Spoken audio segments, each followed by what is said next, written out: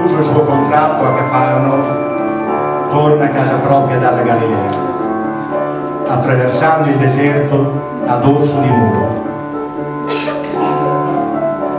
Nella sacca porta un regalo per la sua sposa bambina.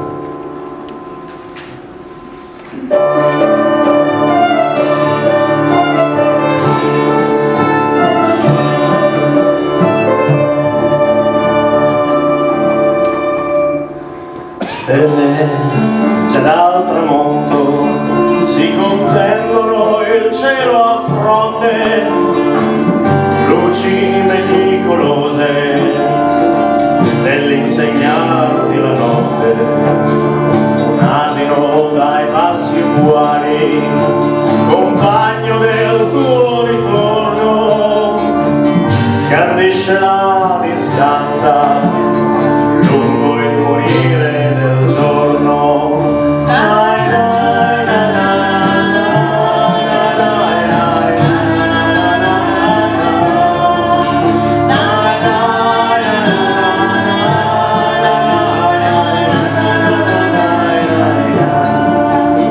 Ai tuoi occhi il deserto, una distesa di segatura, minuscoli frammenti della fatica della natura.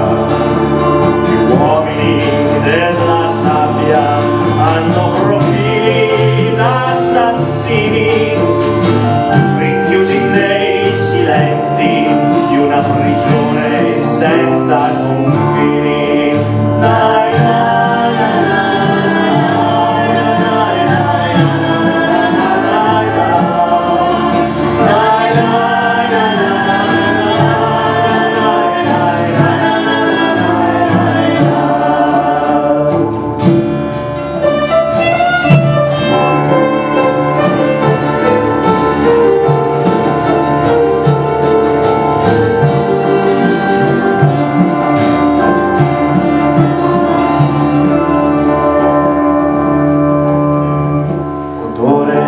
Gerusalemme, la tua mano accarezza il disegno di una bambola magra intagliata nel legno.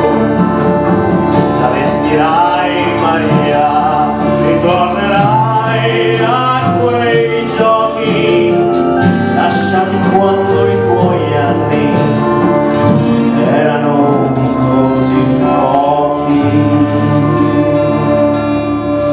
E lei volò fra le tue braccia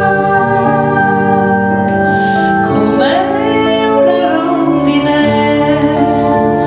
e le sue dita come lacrime, dal tuo ciglio alla gola suggerivano il viso,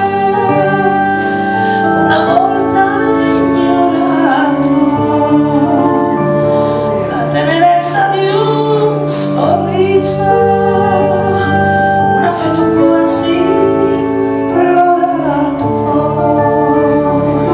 E lo stupore nei tuoi occhi salì dalle tue mani, che vuote intorno alle sue spalle